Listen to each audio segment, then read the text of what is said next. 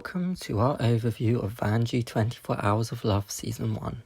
In this entry we will be breaking down the season by focusing on the 18 suitors that featured in order of first to go home to chosen by Vanjie, as well as concluding with my overall thoughts on the season. This entry contains spoilers to Vanjie 24 Hours of Love Season 1 and spoilers for Season 7 of RuPaul's Drag Race, so I recommend checking out the seasons before continuing. Before we get into talking about the suitors, we need to first discuss what the season is. So what is Vanjie 24 Hours of Love? Vanjie 24 Hours of Love, presented by House of Love, is the first and possibly only season in the 24 Hours of Love franchise. It's described as being a social experiment where 18 suitors are placed into the host's house, in this case Vanjie, in order to vie for their affections and be chosen to start a potential relationship. Over the course of 24 hours, Jose, Vanjie's out of drag name, gets to know each suitor through a series of activities and must send at least one suitor home each hour. So now you know what it is, let's get into discussing the suitors. Since the show is not technically considered a competition and is instead considered a social experiment, the placements of these suitors doesn't necessarily equal a ranking. These are just the numbered positions of when they were sent home. The chosen suitor is not so much a winner, but simply the last suitor standing by the end, and in that sense could be considered equal to being a winner. For each contestant, we will discuss a little about them, how they acted over the hours, and give a brief summary of why Jose either sent them home or chose them. You can give each suitor some love by clicking on the links to their profiles down below in the description.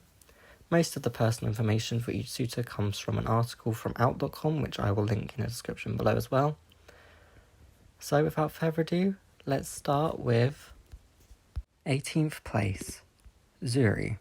Zuri Green, aged 45 at the time the show filmed, is a father of 3 and self-proclaimed DILF. Jose didn't get much time to know Zuri, as it wasn't long before he was asked to ask a suitor to leave. After talking to the other suitors, Jose discovered that Zuri had someone waiting for him at home, and that's why he was asked to leave. 17th place, Tommy. Tommy Pardee, aged 33 at the time the show filmed, is a huge Drag Race fan who used to work for the Trevor Project. In past relationships, he was deemed a villain, but has since worked on himself to get a place where he is comfortable dating again. Unfortunately, he didn't receive that chance on the show, as he was sent home by Jose simply because he mildly resembles Rosé, Drag Race alum from RuPaul's Drag Race Season 13, and close friend of Vanjie. 16th place, Tyler. Tyler Renner, aged 30 at the time the show filmed, is a passionate advocate for queer issues and joined the show in the hopes of finding a relationship outside of heteronormative monogamous societal norms. Despite having a good heart, Tyler was sent home because he didn't make a big enough impression during the brief time he was on the show. 15th place, Kishan. Kishan Patel, aged 32 at the time the show filmed, was newly out before joining the show. Having been closeted for years due to their conservative hometown and Indian parents who arranged a marriage for them, which was what led to them coming out the closet and leaving home, Kishan hoped being on the show would help them find their first gay relationship, but their shyness caused them to be sent home early, as they weren't outspoken enough. 14th place, Blake. Blake Van Amsterforth, aged 30 at the time the show filmed, is a go-with-the-flow, free-spirit kind of guy looking for an individual who makes him laugh and voices their opinions. Despite trying to make an effort to impress Jose's mum, the bottom line was she wasn't feeling his vibe, and that is unfortunately what sent him home. 13th place, Nick. Nick Lorenzini, aged 34 at the time the show filmed, is a man seeking the white picket fence life. He wants to settle down, have kids, and get married. Although he made a good impression on Jose at first, as the hours continued, he slipped into the background, and Jose sent him home because he didn't feel a connection. 12th place, Craig. Craig Handy, aged 31 at the time the show filmed, is a thrill seeker that loves camping, hiking, biking, and kayaking. He was looking for the full package, a husband and a house in the hills, but it wasn't in the stars for him and Jose, as he was sent home because their star signs weren't compatible. 11th place, Anthony. Anthony Caruso, aged 33 at the time the show filmed, is a lover of big personalities and usually dates the dominant daddy types. Despite a few contestants having it out for Anthony because of his young age, Jose kept him on until he was quizzed by Jose's friends Violet Chachki winner of RuPaul's Drag Race Season 7 and Got Mick, runner-up of Season 13, where he was sent home after hesitating, saying he was in the house for Jose. 10th place, Brandon. Brandon Carson Jordan, aged 27 at the time the show filmed, is a model and entrepreneur in men's lingerie. He was a controversial figure during his time in the show, often finding himself in arguments with other suitors, in one instance stating the phrase to Derek, "I'm not a girl, I have a penis," which is transphobic rhetoric since there are, of course, many trans feminine women who have penises. We all say things we don't mean in the heat of the moment, and I am in no way trying to insinuate Brandon is a transphobe. However, there is never an excuse to use transphobic phrasing, even in arguments, and as a trans individual, I feel it's my responsibility to call transphobia out whenever I see it. Brandon overall was a good suitor, if not a little in his own world at times. He was sent home after being caught napping, whilst every other suitor and Jose himself were fighting to stay awake. We all need to sleep, and I think it was somewhat unfair and arguably ableist punishing Brandon for taking care of his body by letting it rest in a stressful environment. 9th place, Ulysses. Ulysses Rivera, aged 31 at the time the show filmed, wants to find love with a sex-positive, ambitious, career-driven individual.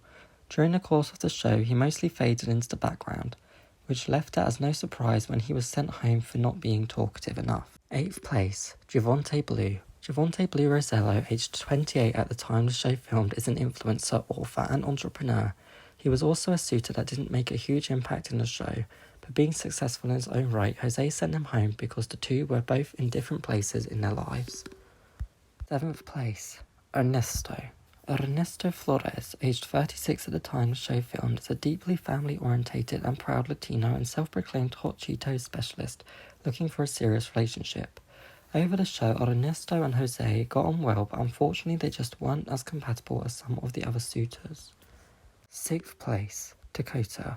Dakota Payne, aged 32 at the time the show filmed, is a porn actor and drag queen known as Gemini Die, who struggles to find a relationship due to his occupation. This was unfortunately his downfall in the competition, as he was sent home by Jose, who couldn't see himself dating a sex worker.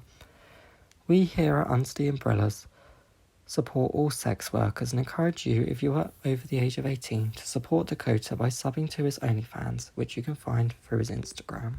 5th place, Noel. Noel Anaya, aged 34 at the time the show filmed, is an acrobat and dancer. He's grey sexual, grey ace, seeking a non-traditional partner like himself. It's so good to finally see some ace representation in a show like this. The ace-spec community is so heavily overlooked, and to see an ace individual on a queer dating show warms my heart, especially seeing how far in the show he got. Noel made it into the top 5, but was sent home because Jose couldn't see himself with him as much as the others. 4th place, Josiah. Josiah Flores, aged 30 at the time the show filmed, is a music and television personality who has appeared on Big Brother, The Challenge, and X on the Beach. Josiah was a constant within the show, never really partaking in the drama, but not being shy to comment on it in the confessionals. He made it to top 4, but was sent home as Jose saw him as more of a friend than a love interest. 3rd place, Derek. Derek Vivieros, aged 39 at the time the show filmed, is an independent writer, producer, and director who has worked in the adult industry. He detests dating apps and wants to find love the traditional way.